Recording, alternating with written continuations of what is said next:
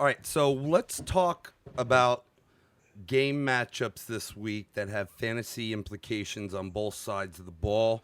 We'll dive in after that to specific players and the situations and matchups they have. But just from a viewing perspective, the top three matchups we see this week that on both sides of the ball, there are players in play that most likely have been drafted on teams that we need to keep your eye on. Yeah, and I'll say I'm going to kind of run through this list with you real quick and let's just say the 100th season of the NFL. And I want to make a little side note to my boys in the Navy and Orange that other than the Bears, everybody will be wearing the 100-year NFL logo on the center of their chest. The Bears, starting the NFL, and George Halas will have their own logo on their shoulder that they'll be wearing. So that's a little cool. Shout out to my boys in Chicago because we are the league. Yeah, whatever. So, but the games that we've got, and we're gonna highlight three that we believe have the most amount of fantasy implications given the players that will be involved. But the highlight games this week, starting off Thursday, you've got Green Bay traveling to Chicago, which should be a really, really fun one, and that is for the history. You've got Jacksonville at Kansas City. Again, that's more the offense versus the defense. You got Houston and New Orleans playing. Dallas and the Giants. You've got Pittsburgh and New England. You got Atlanta and Minnesota. And then we threw this one on here because there's some unknown here, is going to be the Chargers versus the Indianapolis Colts. Those are some of the highlight games that are going to have a lot of high-flying players. But tell me who your three of those are. Of those, there are going to be three of those are going to be primetime nationally televised games. The first one is yours, Green Bay, Chicago, Thursday night. The second one is the Houston-New Orleans game. That is... When is that game? Houston-New Orleans is going to be a Monday night game. Remember, there's two Monday night games this week, folks. That's the 7-10 game. So that's the 7-10 game. The Raiders-Denver is the 10 o'clock game. So you got Green Bay, Chicago, Thursday, nationally televised. Houston, New Orleans, 7 o'clock on Monday night, nationally televised. And then Atlanta and Minnesota. That one is 1 o'clock on Sunday. I don't know if that's going to be nationally televised. Doubt it. But for us in Atlanta, we're getting it. In terms of a fantasy football with a lot, on both sides of the ball, those are probably the three that I would say I'm most intrigued to, from a fantasy perspective, see what's going to happen. And going to forecast the most players that you're picking in your early rounds. Right. So you did touch on a couple other ones. And from here, I just want to dive specifically into player matchups. We can talk about these games. We can talk about some other games. We'll start with the top three I mentioned. So let's go Green Bay, Chicago for you. Yep. You got, like you said, the defense in Chicago is, they're going against Aaron Rodgers. He's back to full health. Devonta Adams has scored double-digit touchdowns as the wide receiver in Green Bay since he's been in the league. He is ADP-wise projected in most as the number 2 behind DeAndre Hopkins.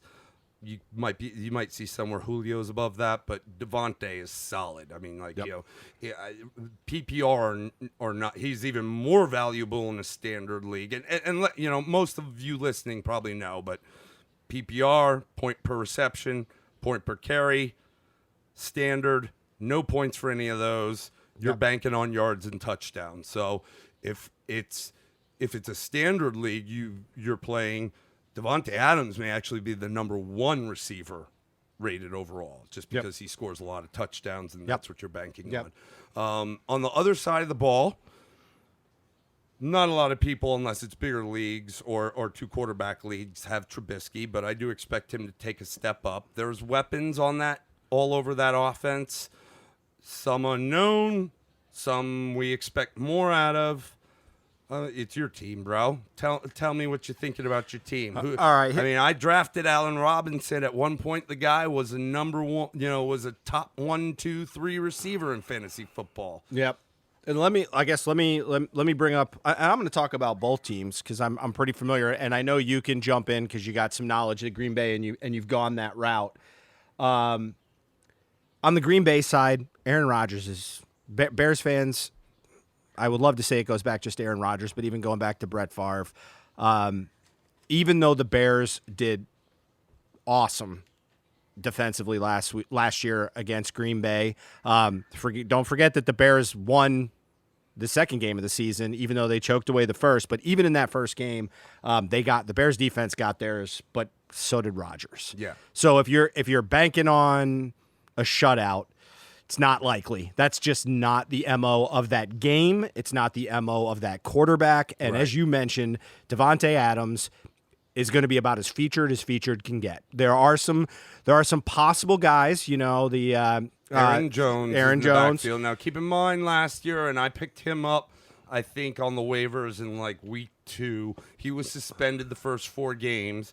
He came in and he did very well. The problem was, and even when Rodgers went down last year, which really surprised me with the backup quarterbacks, and I think a lot of that might have to do with the fact that their defense wasn't so great and they were playing catch up a lot with a backup quarterback that they couldn't stick it on the ground. But he came in from his suspension, did real well, and then they didn't feed him the rock as much as I thought they needed to. They never do, and that they're in a way they're very much like New England in the sense that you want to say guys are going to just score points, but New England will come in with a game plan where you'll go, wait a minute, what happened? The one thing we do know about Green Bay though is they're going to throw the rock. Well, and that's maybe where it comes in. Yeah. If you look at it and you're like, okay, so I'm going to, who am I going to rely on to get it done? Is it going to be Aaron Jones in the backfield? Is it going to be Sony Michel and James White in the backfield? Or are going to leave it on Brady or Aaron Rodgers' arm? It's not a hard decision. No, but here is something I think it's very legitimate is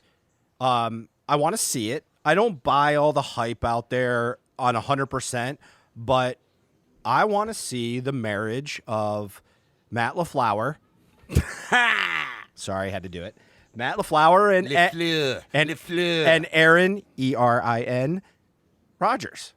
I want to see it, because here's the whole thing: is it is known, and there have been some sound bites and stuff that Rodgers, when he doesn't like a play call, he changes it. Yeah, and there's been a problem there with the head coach and the play calling, and I think that's why Aaron Rodgers isn't in most ADPs as 1 or 2 yet 3, right? Because his game has regressed as a result of, I think, the marriage you're talking about. Yeah, and so is there a good marriage? Because what that goes back to is, if there's one thing I know, and I've watched a lot of Aaron Rodgers in my football days, is that all else fails, he's going to rely on his own arm. He's not out there to protect himself. His scrambling ability has always afforded him that, his ability to throw on the run and drop dimes. So going back to your Aaron Jones point is, if he doesn't like some of the play calling, he's going to go to the pass, and that can make Aaron Jones a challenge potentially throughout the year. There's been grumblings and all this stuff, and again, I'm not real big into following that. I want to see it on the field, but it's going to become apparent, because here is the one thing I will say about Aaron Rodgers, and this was true of Brett Favre. If you look at the teams that beat them, and understand these teams under Aaron, I mean, we were talking about 2 Super Bowls in what? We're talking about 30 years plus of quarterbacking between 2 Hall of Famers, only 2 Super Bowls. And one of the challenges with them, and I'll go to your New York Giants as the perfect example, the way to beat those quarterbacks, the same way to beat Tom Brady, is easily definable as be able to rush 4 guys and drop everybody back. That's how you beat them. If you can't get to them with 4 guys, and you look at Strahan, Pierre-Paul, Tuck, all those guys, O.C. Umenyiora, when those Giants teams, remember, that team was 8-8 that won that Super Bowl, and they went in there and played Green Bay, and they harassed them with front 4, and the Bears can do that. So on the Rodgers side, when that happens, or if that happens, which I expect it to happen, I think it's going to be passing. So if you're looking at passing, the question is, can you consistently get open? You're going to know that Rodgers is going to drop some dimes. And so maybe, to me, more of the value is going to be on that number 2 and number 3 receiver. I think Davante Adams will get his. I think Rodgers will have to get his numbers. And because either way, even if the Bears offense does take a step forward, which I believe they will, I'm not projecting, again, this to be the most explosive offense in the NFL, but if they do, it's going to only push that passing narrative further. That's what I take on the Green Bay side. And please, chime in on how you feel about and that. you kind of you did say something that I think the listeners from a fantasy perspective should pay attention to.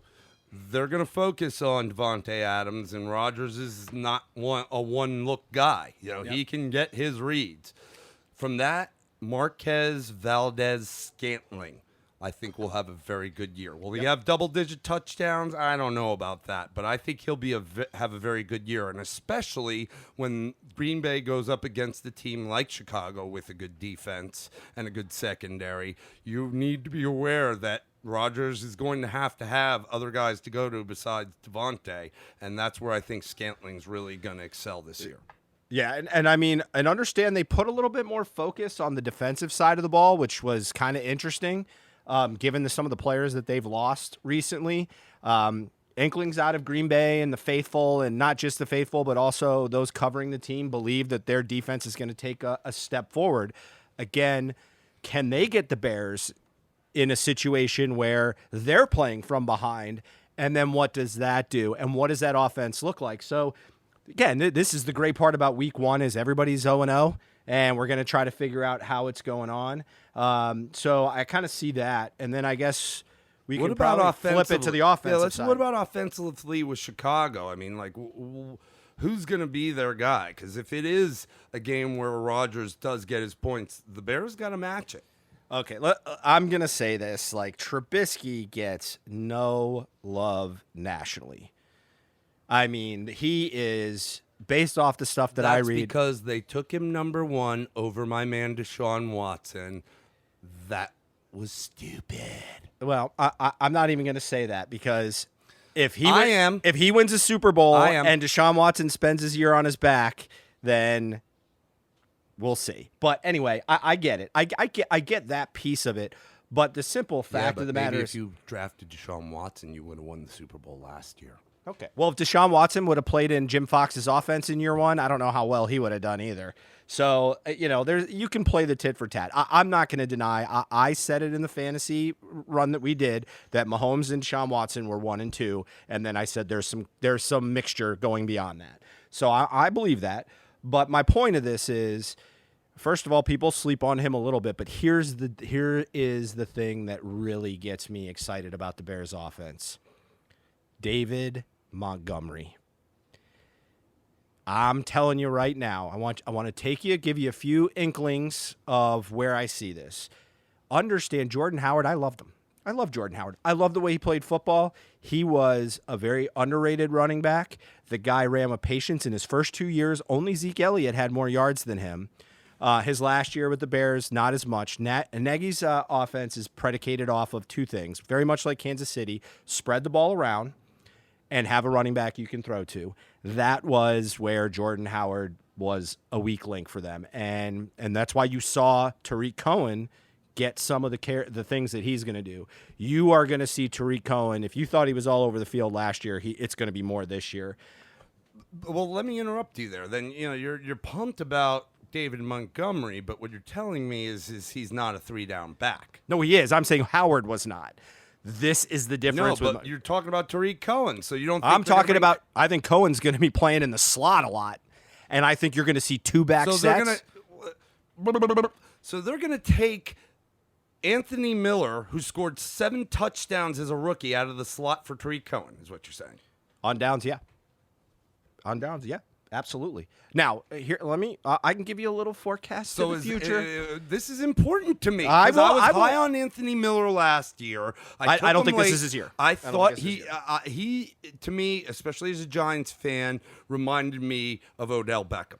Okay, yep. And I thought he could come off like that. Now, he didn't go crazy, but 7 touchdowns as a rookie is not bad with the team you had. So are you saying that Cohen's going to take his place in the slot and he's going to be on the sideline, or they're going to put him out at like Z receiver? Could be 4 wide. What my point is you're going to see Tariq Cohen everywhere, is my point.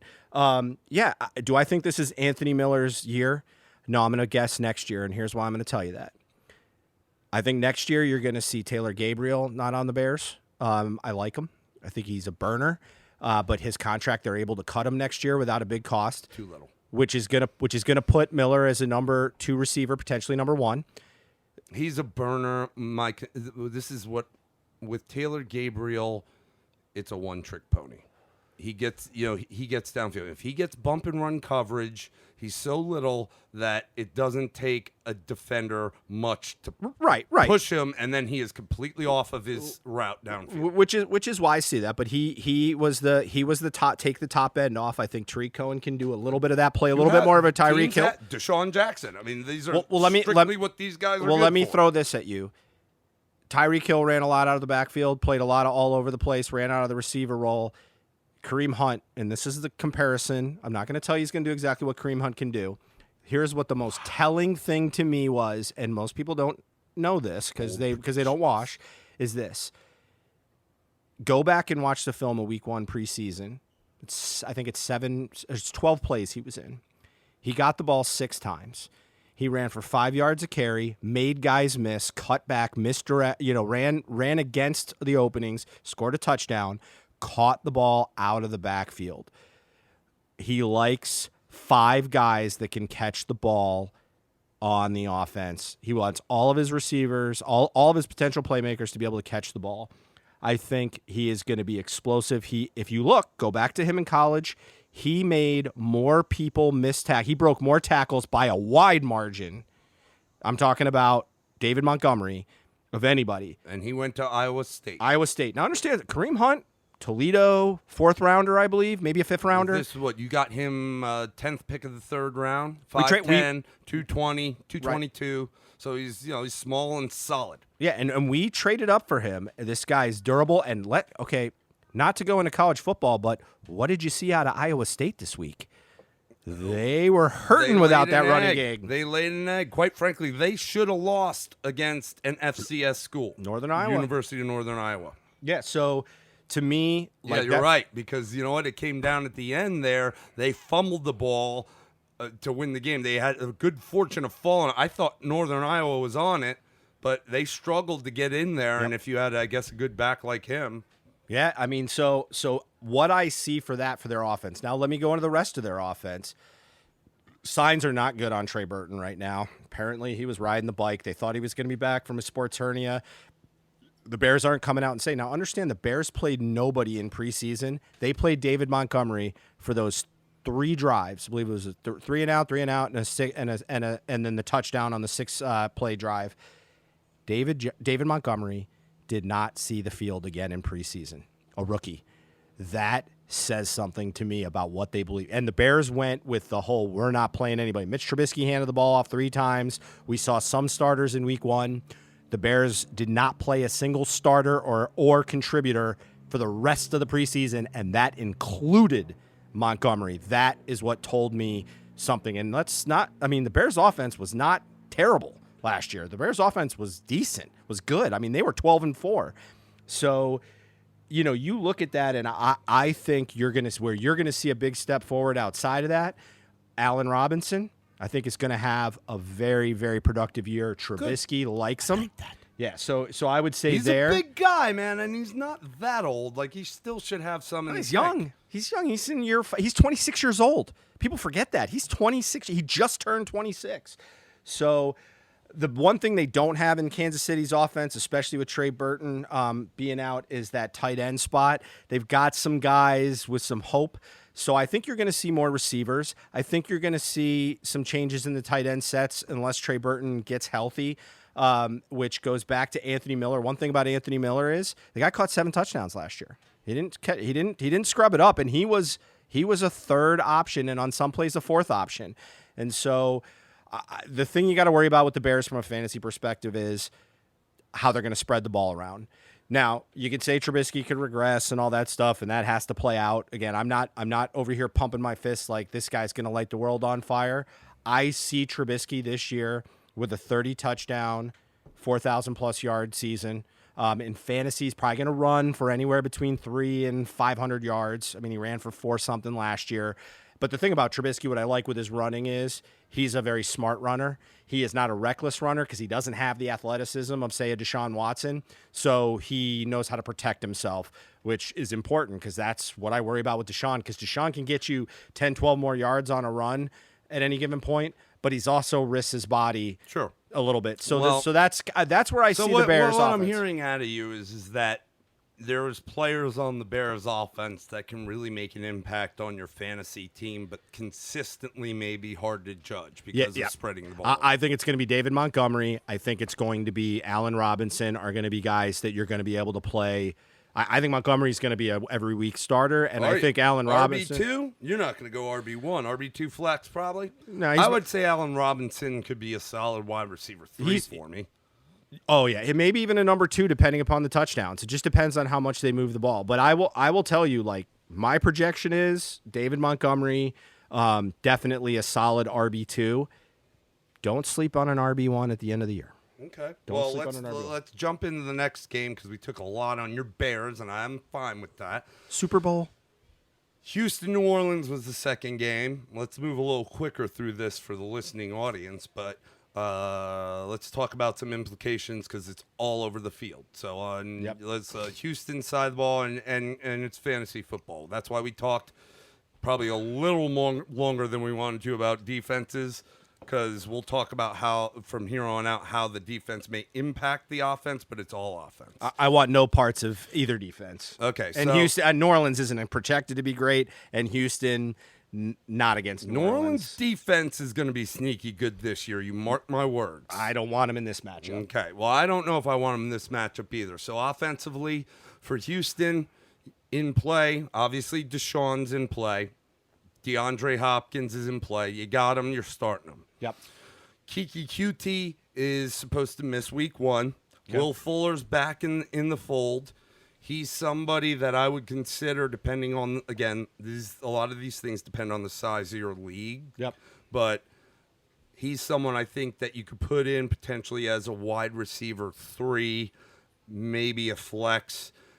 And then on the other side of the ball, you got Breeze, you got Michael Thomas, you got Alvin Kamara, you got a little potential Jared Cook now at tight end. Yep.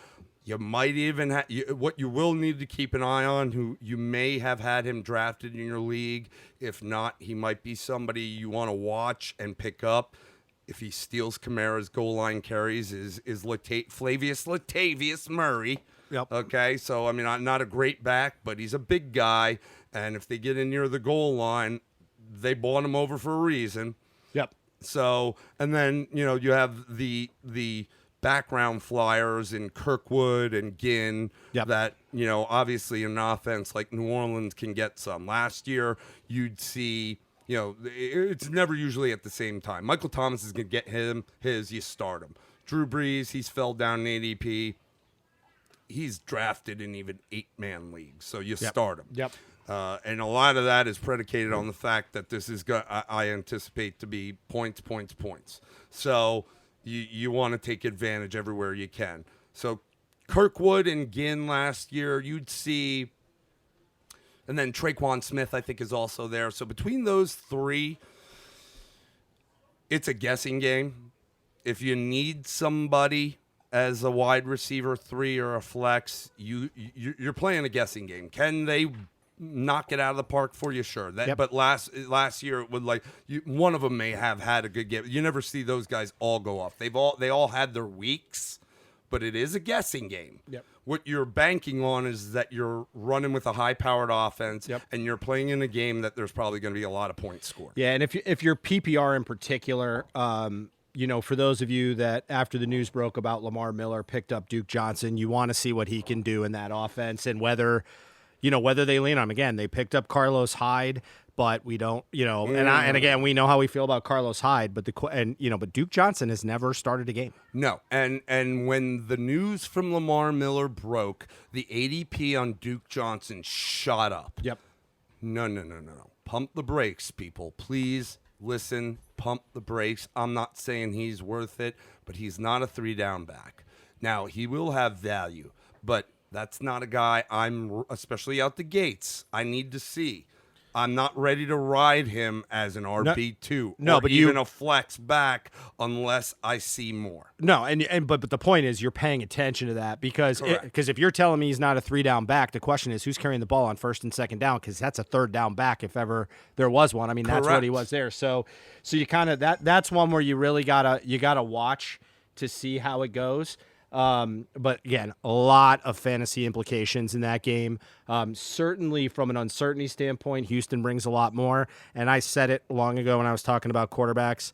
Until I see Breeze take a step back, I ain't doubting that guy. Breeze. It's Drew so Brees. He had a little less of a great year last year. The guy has, over the past decade, been top 5 the majority of the time. Yep. So those are the players I would say to watch in that game. Let's hit the third game that I was talking about. A little hometown love for my Atlanta Falcon fans going up against the Minnesota Vikings. Go ahead, hit me. I'll let you rattle off the guys that are absolute starters, players to watch, players I don't know if we're ready to take a chance on. Again, at the beginning, we're talking about this at the beginning of the year. If we give some of these ancillary players, I don't think so many people coming just out of drafts have to worry about slotting in some of these ancillary players unless you're in like a 14, 16-man league. That said, those ancillary players were more telling you about that to keep an eye on. So why don't you hit us? We'll start with Atlanta and then flip over to the Vikings. Okay. Well, I projected, and I believe this, that Atlanta offensively is going to have I think from a fantasy perspective, I think your Julio Jones is going to have a good year. I think Calvin Ridley, especially in the larger leagues, is going to have a good year. Where you're going to need to be drafting those number 2s. And certainly I think Matt Ryan, let me just say this because I'm not going to go about it any other way. Atlanta fans hate to hear this. Matt Ryan is not a big game winner. You can give me the Super Bowl and all that. The guy has put up monstrous stats, and I don't ever look at Atlanta and go, man, they scare me in the playoffs. Right. They just don't. And I mean, you can call, I could be wrong, but I'm not. I just don't believe it. But this is fantasy. This isn't about winning in the playoffs. This is about putting up points week after week.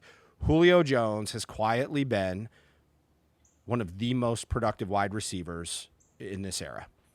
I mean, the guy shuts up, goes out there, he catches tough balls, breaks contain. Just about matchup proof. Meaning, agreed. You could put the best corner or double him, and he will find a way to get hits. He's going to toe tap you for a 20-yard out 3 or 4 times a game. I mean, he does great things, and he does it quietly. Now, he has had trouble in the past, and this is not on him, with getting in the end zone. And there's always the week to week. He's got a little something, and he's questionable on the wire, but then he always shows up at game time. Right. So now I will say this in this particular matchup. Minnesota's secondary is strong. They're strong. The question is, can they get after the quarterback well enough to create it? I think, though, I do think there's going to be. I think you're going to see Julio have a nice game. I think you're going to see Matt Ryan probably get between the 250, 300 yards. I think Julio's going to get his 100, probably get a touchdown. So I like those matchups. What I'm interested to see is the running game. Turd Cutter is back. The Dirk Cutter effect. Yeah. And I drafted Devontae in some leagues because he was way low ADP-wise. I'm hoping because if he stays, they don't have anyone behind him, which scares me a little bit that they may not run him the way he needs it because if he gets hurt, Ito Smith, sure. I mean, like he's a backup. I don't know. Yeah. Well, let me say this. I know Devontae real well. Going back from Miami Central, where he broke all kinds of records down there, and he played at Florida State. He was on our national championship team. The thing about him, when you watch him run, I don't even know if it's really legal in the NFL anymore, but he runs head first. And for those who don't know, he's got problems getting concussions. Like you watch him, he runs very hard. He runs kind of like a buffalo stampeding. He runs with his head down, and so that scares me with him getting hurt. I think he's very capable. He's underrated when healthy, but he does get dinged a lot. So the question is, can they balance it? And like you said, I mean, you're dealing with Ito Smith as a backup. They don't have Tevin Coleman anymore. Is that enough firepower in the event you've got to spell, Freeman for any extended period of time? I think Atlanta's I think they're going to be an aerial team. They're going to be an aerial team, and that's why I was high on Ryan from a fantasy perspective. I didn't put him in top 5, but I think he was going to have another one of his fantasy years, 4,500 plus yards, 30 plus TDs, and I think Julio Jones is going to open up the roof of the dome. Yeah. Or Mercedes-Benz now, I guess it is. Yes. Well, so from you're starting Julio, you're starting Ryan, you're starting Devonta. Calvin Ridley, you're going to probably start. And again, I think to your point, in this game, that's a good secondary in Minnesota. They are going to put everything they have on Julio, and that's going to open up a lot, I think, for Calvin Ridley. So He's a guy that, if you need it, depending on, how stacked you may or may not be at receiver, he's someone, if you need somebody and he's on your bench, that's a guy that you could definitely put in there. On the flip side of the ball, the Vikings. The Minnesota Vikings. This to me is one of those games where Kirk Cousins, in one of the teams he'd be playing against, where I think Kirk Cousins kind of shows up, whereas in some of the tougher games he doesn't. I am high on Dalvin Cook and the running game this year. I think they're going to use that. Now, Dalvin Cook, similar to Devonta Freeman, not the same types of injuries, but Dalvin Cook does have a little bit of an injury history going back to college. And last year, obviously, missing the season with the ACL. 2 years. Or 2 years, but getting his second year back from that. He is did okay last year. He's explosive, and he can catch the ball. You have to watch out, does have some times where he gets a little bit of fumbleitis. So, and when obviously in the fantasy world, that's painful. But I see, Minnesota's still got Diggs and Thielen on the outside. I'm very high on that Thielen Cousins relationship, even though I'm not the highest on Minnesota's offense as a whole. You've got Rudolph, who still patrols the middle of the field, kind of a poor man's Jason Witten, just kind of keeps showing up every year and catching a bunch of passes. Probably not as big of an end zone target. So the team's not void of talent there offensively. Minnesota has, over the last couple of years, known how to take a dump in a game, which always concerns me. Like Minnesota, if you're listening, Buffalo Bills coming into your house last year, Josh Allen did the motorboat on you. Yeah, I took him with my last pick as a backup quarterback. And this is a team with last year was a Super Bowl front runner in the national media. Again, I go back to, God, everybody's kind of all over the place with the NFC Central. SI projected the Bears finishing in 4th at 7-9, which is completely stupid, but yet my point is SI is no small publication, and so you got people going all over. Some people want to say it's Rodgers, some people want to say it's Minnesota's best all-around team. Obviously the Bears are for regression, and then some people are really bullish on the Bears, so we got all these conflicting things. What I see here in this game is some offense back and forth. I would venture to say Minnesota's going to win this game, but I still think Atlanta, in the places where we suspect them to score well in fantasy, are going to score well. Okay, so guaranteed starters. You're going to be starting Thielen. You're going to be starting Diggs. You're going to be starting Dalvin. Kirk Cousins, unless it's a deeper league, probably wasn't drafted. Not, and even if drafted, usually a 2, maybe in a flex, super flex. You're going to start the quarterback you drafted. So don't run, though it may be a high scoring game and that may be good, don't run out and grab Cousins just because of that. Yeah. Stay away from Minnesota's defense in this one. But you mentioned Rudolph. Some leagues he's been picked up. Some leagues he has. Deeper leagues he's been picked up just because he's solid. Like you said, a poor man's Jason Witten. He's a 5 for 55 yards kind of guy. In this matchup, is he a guy that you want to throw in there? What do you think? Again, if you don't have him, you're gonna roll with the guy you drafted. Yeah. I mean, if 5 for 55 yards, is not what you were expecting out of it, then he's not your guy. Okay. I'm not particularly high on the Falcons defense. I know they're getting some guys back from injury. I got to remember something about Atlanta that I'm not a real big fan of, especially on the defensive side of the ball. They fired every one of their coordinators. That's right. Now, Cutter came back, so there's some continuity there so the offense doesn't worry me as much, but the defense, you got a defensive-minded coach who let his defense regress, their special teams.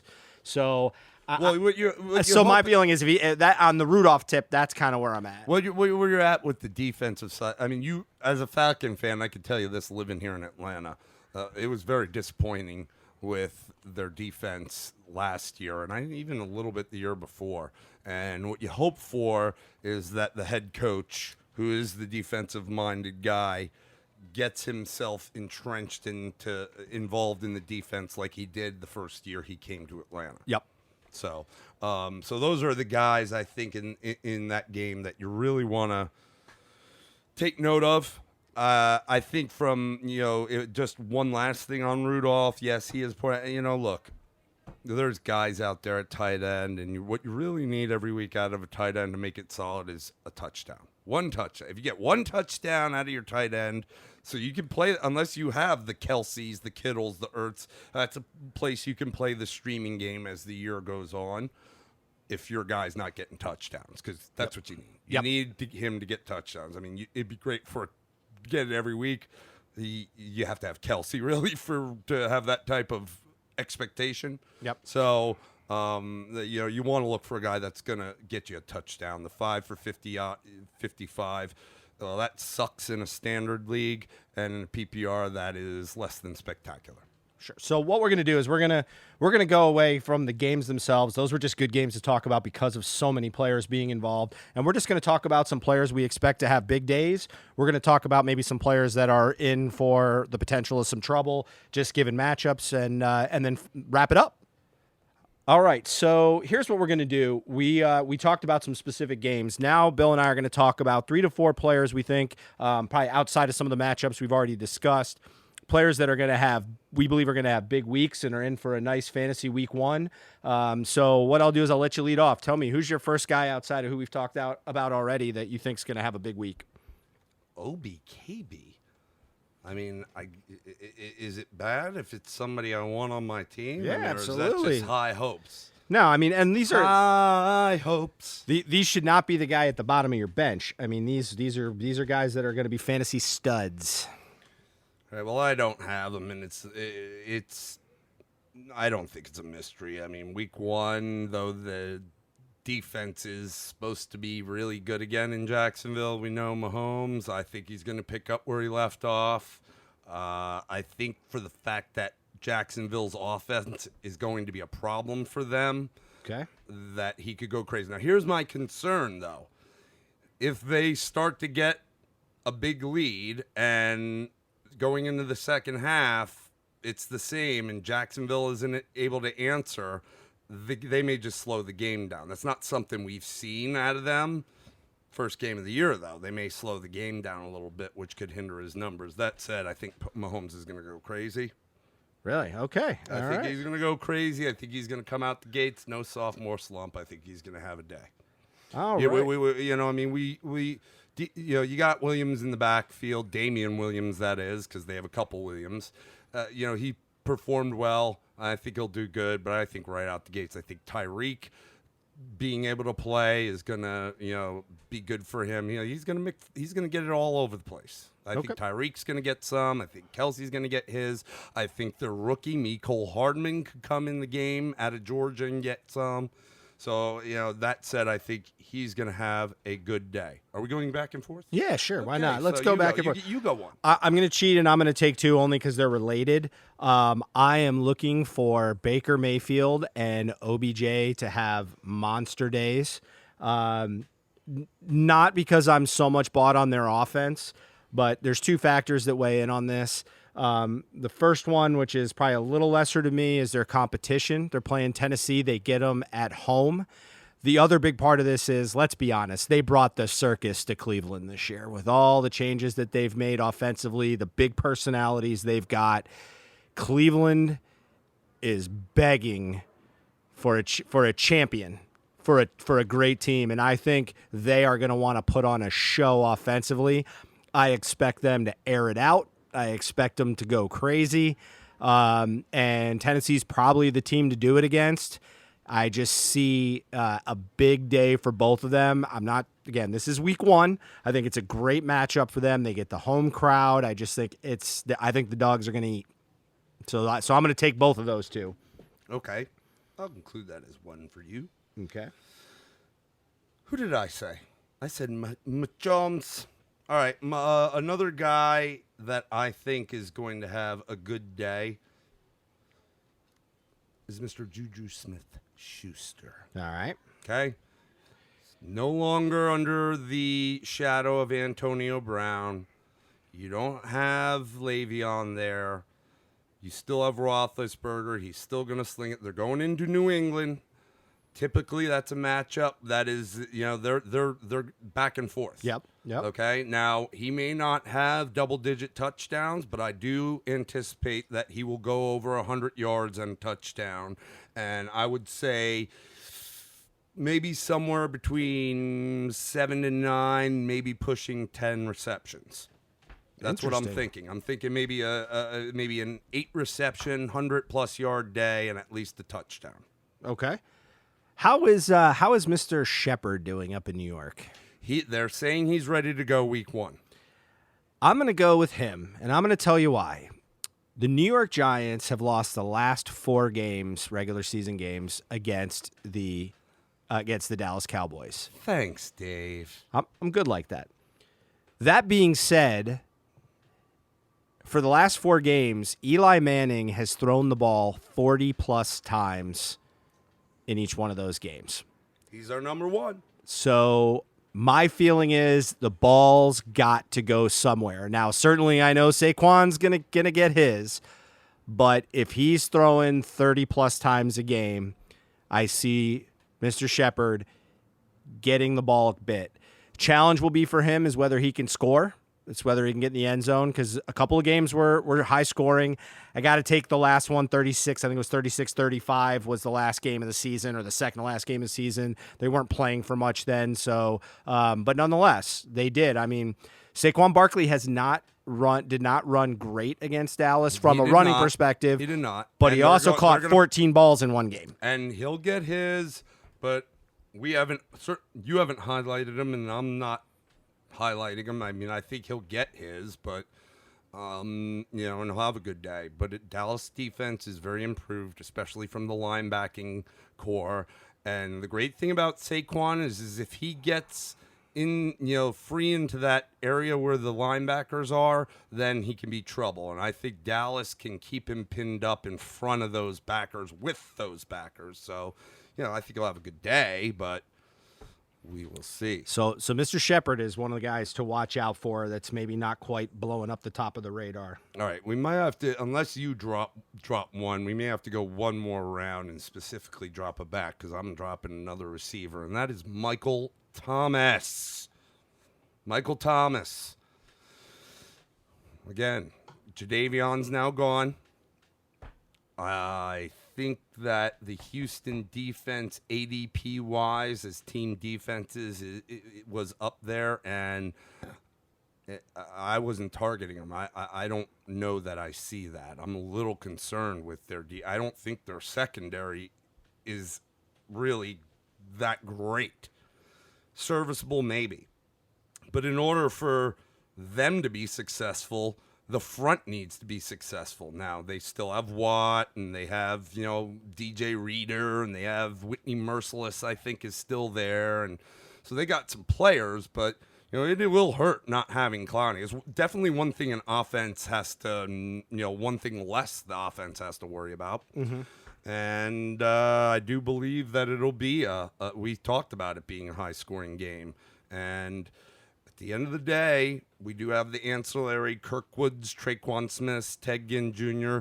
Michael Thomas is Breeze's guy, just like Marquez Colston was his guy.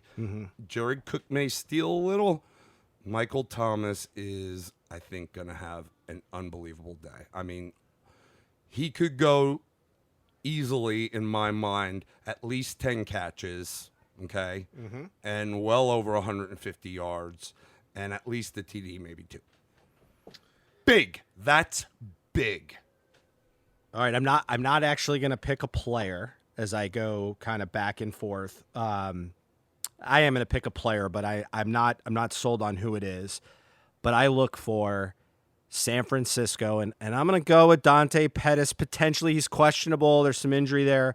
But somebody on the 49ers receiving core is going to have a big, big day. I mean, Goodwin Could be like Goodwin. one of the fastest guys Right? in the league. Right. My point He's is not a rookie. I think they are going to air it out. Kyle Shanahan's gotta prove that he can, create that offensive. Keep your eye out for a guy from the enemy, Debo Samuel from the South Carolina Gamecocks. Yep. He's a game changer, man. And but what worries me is I feel like Pettis is he's smaller certainly than Pettis, Yep. smaller and stockier. Pettis is long and lanky, but they kind of used Pettis in that, take the top off last year. Really, that's all they had, but they're both kind of that same role. Yeah. So I think somebody's going to have a big day with San Francisco, and I think this kind of is certainly too. But I think this is one where you're watching this game to see if you might have a waiver wire hook on this, depending upon how it plays out. But I see them wanting to come out and make a few statements on this front. So again, that's kind of where I'm at. Let's go one more round, specifically running back, because we didn't really touch on any running backs. You go first. You want me to go first? I'll go first. I'll go first because I already did it. You, David Montgomery. Don't hem and haw over there. David Montgomery. I'll tell you can call. Give me to week 5, and then you can tell me whether I'm full of it or not. But he's just too low on boards. He's too low on boards. That's the only reason I say him.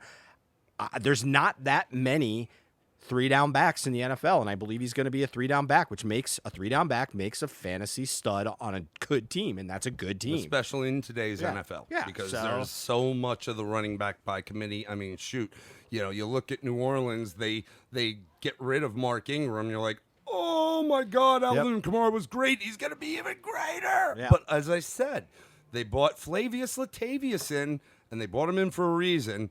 And that's that big back at the goal line. So he's going to snake some touchdowns from Kamara. Yeah, I mean, I definitely think early on you might see a little bit of Mike Davis since they brought him in as a free agent, spelling him. But I think in the end, it might be right away. But if it's not, but I'm telling you, I see it. I see what he does for that offense, and I just believe that you're gonna know. Well, let me throw. I'm going to throw one of them I'm going to focus on, but there's 2 others I'm going to drop real quick that it could happen. One of them's Fournette, okay, going up against KC. I think he's their offense now. And in order to slow KC down, they've got to ride him.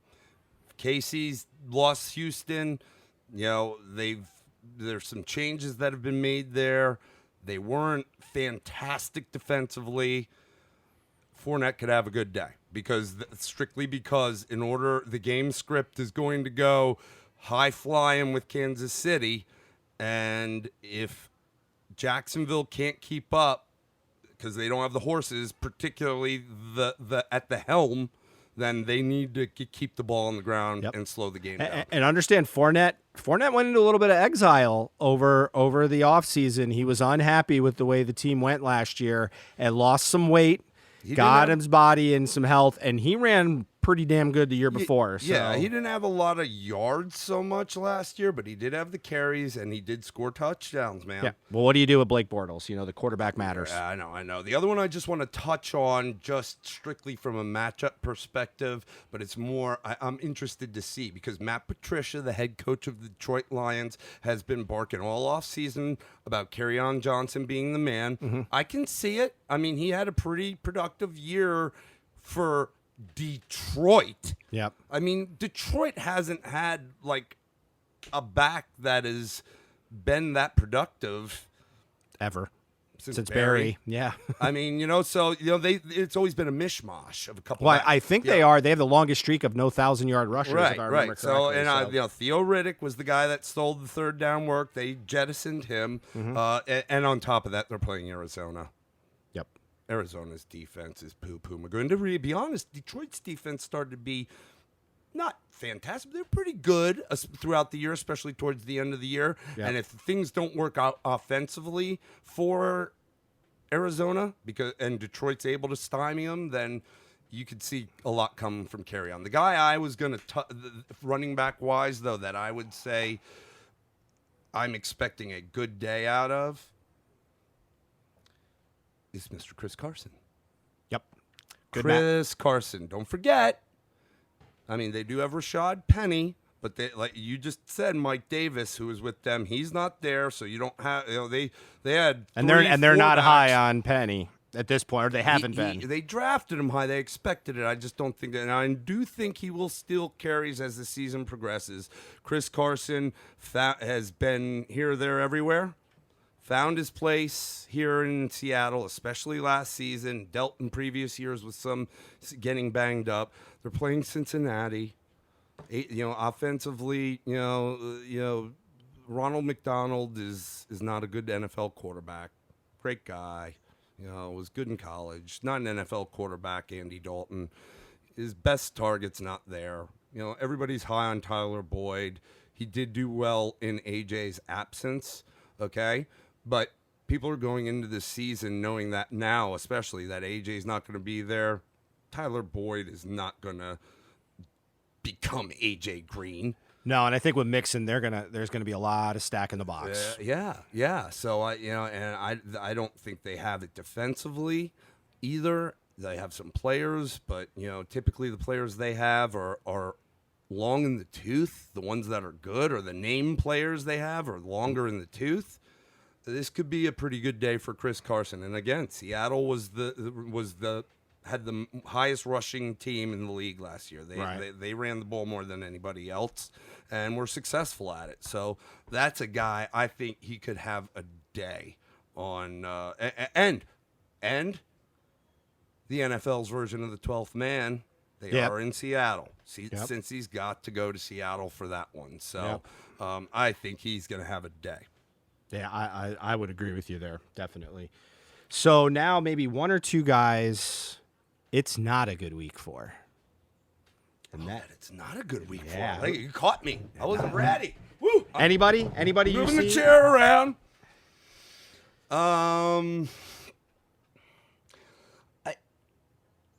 Look, again, Saquon's going to get his. But is he going to be, depending on your point system, our point system, we like high points in our league. Yeah. We do a high point league. Like you need to be averaging 175 to be in it. Yep. Yeah, we'll go. I've seen weeks where guys put when they have like Mahomes, Gurley, Kamara, Kelsey, then everybody rocks like huge scores that they can push 300. I think what might even tap that ass. That 3 Huns, that 3 Bills. I digress. Saquon Barkley, he'll have a good day. Is he going to have the days that are like, yeah, like just absolutely out of control? I don't think so. Mm-hmm. And I know you got him, buddy. And I know they're not the best defense, but they've got a really the best defensive-minded NFL coach in Bill Belichick. And now that it is officially his backfield, I'm concerned about James Conner. Mm-hmm. Jalen Samuels, the kid they brought in from NC State, spelled him a little bit last year, and he will have a role. And Conner was ADP-wise number 4, 5, 6. He was the top 5, I think, for a running back in most outlets in terms of his average draft position. Mm-hmm. It is. That game is what time? That's the Sunday night game. It's in New England. First game of the year. I said it earlier. The first game of the year in my mind, more times than not, it's the defenses to win. Offenses, and that's just natural. You could practice all day long until you go against it live in game speed. You're gonna have some hiccups, no matter how long you've been there. New season, the other side of the ball might not be the same either. So I'm a little concerned that Connor. I'm not saying he's not gonna have a good day.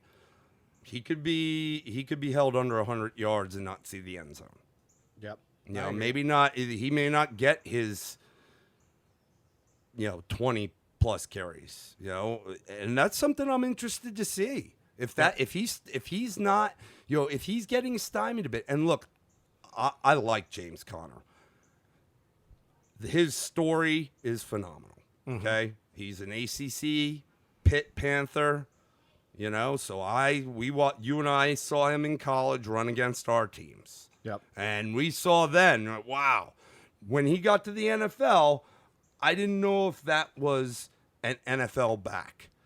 But him beating cancer, it didn't matter physically in my mind what it was. He had the mental makeup to compete in the NFL and be a player. Yep. But is he Le'Veon Bell? No. He's got a great offense. He's behind certainly an offensive line and a scheme that makes those backs productive. That's another thing that concerns me about Le'Veon. It's not the same with the Jets. So Connor's probably the guy. I'm rambling on. Connor's the guy I think from a running back perspective, he could have a tough time week 1. Now, I think through the year he'll be fine.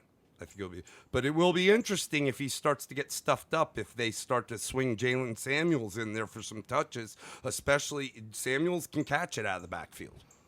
Okay. All right. That makes sense. A guy I'm actually feel like could have a decent year this year, but I think he's just got the wrong matchup, is going to be Derrick Henry in Tennessee going against Cleveland. I think Cleveland is going to dare them to pass the ball. I just do. I don't think I'm not high on Mariota. I feel like that's a challenge. He was struggling to beat out Tannehill. Tannehill? No. Who, Mariota? Yeah, who's Mariota's back? Tannehill. Yeah, the guy from Miami. Okay, yeah, I knew I had it right. Yeah. Struggled to beat him out in camp. Tannehill was just brought in, by the way, right, for those of you who don't know. He was brought in the offseason from Miami. So I think he could have some tough sledding in that game. I expect him to be really, really challenged there. I'm going to tell you, I don't know who it is as of yet. I think I'm gonna say Tyreek Hill. It's whoever Jalen Ramsey is going to shadow in that game. Ramsey may go after Kelsey. Whoever, because of the size of Ramsey. It could be Kelsey. I think they may try to put him on. Who else they have? But what's the other Bowie, guy? AJ Bowie. Yeah, who's faster? I think Ramsey. And Ramsey's more physical. Yeah. I could see him going with Tyreek Hill. The problem that they're going to have is why I could see him go with Kelsey is, people don't know this. They've got Miles Jack, but Telvin Smith would have probably been playing up against him. And for those that don't know, Telvin Smith took the year off football. So yes, he did. So he was a Pro Bowler and he left. So there's like personal reasons, I think. Yep. So whoever Ramsey's gonna play on, because Ramsey's the type of guy that'll chase a guy around the field, meaning they actually will match up 1-on-1 with him if they feel like it's a shutdown situation. He's also a guy that will get in the receiver's head very quickly. Yeah. So, and with those two guys in particular, what I say is whoever he's covering, those are both high productivity. Oh, God, you just took me down a rabbit hole, bro. You took me down a rabbit hole. So Ramsey's they are gonna put him on Hill now that we're talking about this, because he's gonna come out and start. The first thing he's gonna do is pour salt in the wound that is not yet closed up for Tyreek Hill and start calling him like a woman beater. Or you think he might just say like, "Hey, how are the kids?" Oh, dude, he's gonna go. Oh my God, he is gonna play on that and be like, "You shouldn't even be playing football." Not because you should be suspended for beating women and because you just suck. I mean, that's what it's going to be. Watch for the Jalen Ramsey clap. He's a very loud, up above the shoulders type clapper. So, So folks, I see that. watch that. When they get out on the field, that could be fun to watch. You're going to see some antics. Yeah, I am not about the smack talk in general, but Jalen Ramsey has done it and backed it up. And the thing I like That's about what him you is said. That's he, what he what you plays said. physical. I don't typically like it. He's not like flamboyant with it when he starts jawing, but he backs it up, man. He backs it up. Yeah, and to Bill's point, he does a lot of this because I think he knows he gets in guys' heads, and he has more than one time got in somebody's head. And so, again, I think it's a high-powered offense, so obviously they can spread the ball in other places. But you're talking about between Tyreek Hill and Travis Kelce, you're talking about two guys that are projected to put up big points. If he's chasing one of those guys around the field, it's going to, I think, put a damper on that. My guess is it's going to be more Tyreek Hill, only because Kelce, they like to exploit him in different ways, and it might throw off their outside game. But anyway, I look to see it. All right, good. All right, we don't want to go on too long. This has been a long cast, but hopefully, if you need to fast forward through some, you can. Hopefully, it's been good information, and we'll tighten it up as we go. We just got so excited with fantasy football upon us, but I do want to end on a breakout player from the wide receiver position and a breakout player from the running back position, one each. We'll take turns going back and forth, but somebody that you expect a big year out of, whether it's a rookie, a sophomore, somebody that's a veteran that's been forgotten because of the situation that they're now in, maybe somebody moving. We'll start with you. Would you like to do a running back or a wide receiver? We could go running back. Okay, whatever you want to do. You can pick. Did I mention David Montgomery yet? Oh, fuck. Can you give me somebody? Sorry. Potty mouth. No, I'm going to tell you. I am going to stay at running back. And I do mean David Montgomery. But I'm going to go to the next guy because I'm hurting this guy's feelings over here because I'm a believer. They've heard enough about Montgomery, Mr. Bears, Mr. Line the streets with stuffed meat. This one kind of hurts a little bit because of where he's playing. But I think Dalvin Cook's going to have the top 5 running year. I'm going to go with Dalvin Cook. Top 5, huh? Top 5.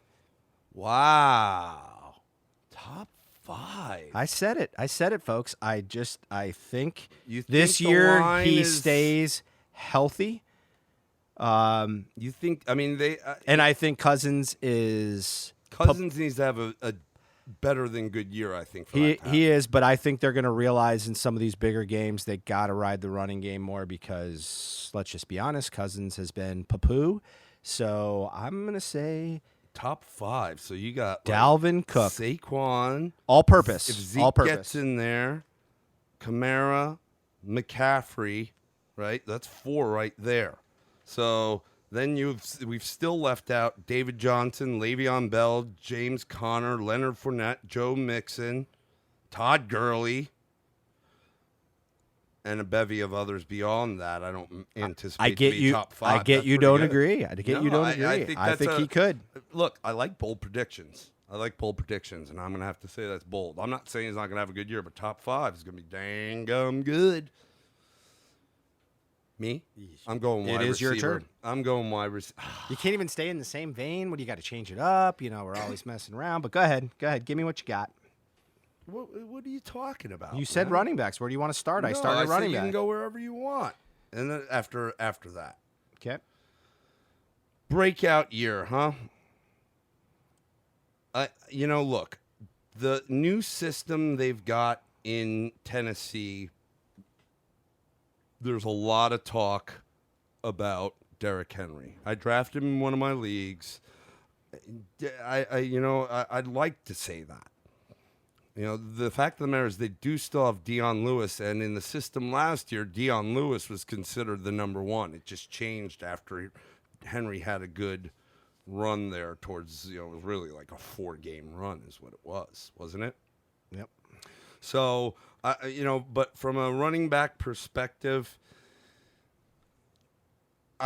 I think it's hard because it's hard for me to say this. I think somebody that may not have I don't know if I want to go breakout year, but may show a lot more value than his draft position is Mark Ingram. They've got, they brought in somebody we know very well to be a consultant on the offensive side of the ball, and that is former Georgia Tech head coach Paul Johnson. We've talked at length about him and that offense, and it is running.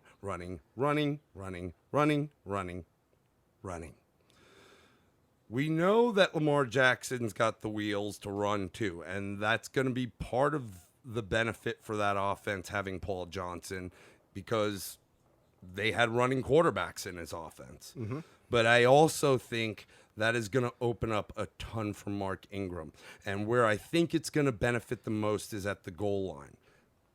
They're going to find ways to, I think people are going to have to worry about Jackson running more than throwing at the goal line. Right. Or within 10 yards. I think defenses are going to worry more about Lamar Jackson running the ball than throwing the ball, or then Baltimore running the ball with their running backs. And as a result, it's going to open up holes for Mark Ingram, and we know he can do it. He's a tough guy, and he'll be able to pound them in. Is he going to break away from a ton of break off a ton of long 40-plus yard runs? That's just not his game.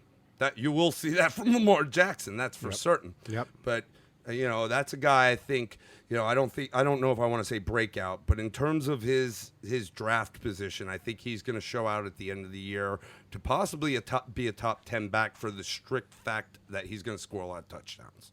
Okay. All right.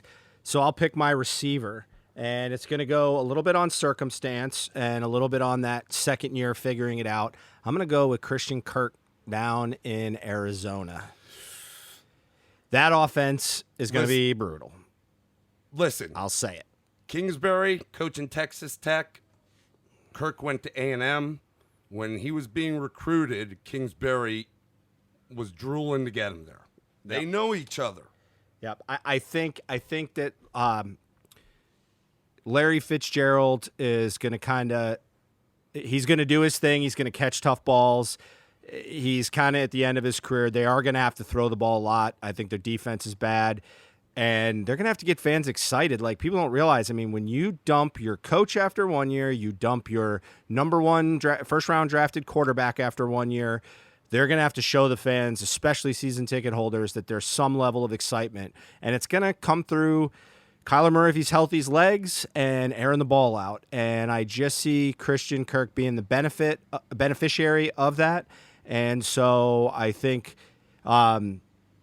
maybe not the most talented guy out there, but a guy that from a fantasy perspective is going to end up putting up some numbers. It's good. It's interesting. It's something for people to watch for sure. I already touched on when we talked about the Charger game, my boy Mike Williams, and I will say he's going to have an awesome year. He scored 7 touchdowns last year, so it's just going to get better for him this year, especially with Gordon gone. Even though I do think Hunter Henry will eat, but the guy, and when I talked about breakout players, the last thing I said could be a guy we've forgotten about. Mm-hmm. And that's Mr. Emmanuel Sanders in Denver. Okay.